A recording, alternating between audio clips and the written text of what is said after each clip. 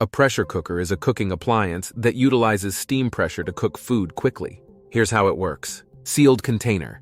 A pressure cooker consists of a sealed cooking pot, usually made of stainless steel or aluminum, with a locking lid. The lid typically has a rubber or silicone gasket to create an airtight seal. Liquid and steam.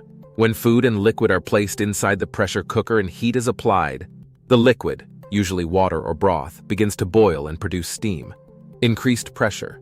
As the liquid boils, it creates steam, which increases the pressure inside the sealed container. The pressure builds up because the steam cannot escape the tightly sealed pot. Higher boiling point. The pressure inside the cooker raises the boiling point of the liquid. This means that the food cooks at a higher temperature than it would in a normal open pot, allowing for faster cooking times. Faster cooking.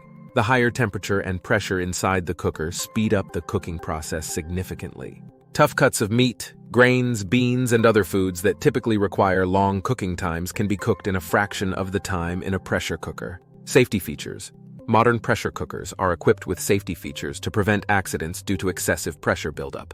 These features may include pressure release valves, locking mechanisms, and backup pressure release systems. Natural release or quick release. After cooking is complete, the pressure inside the cooker needs to be released before opening the lid.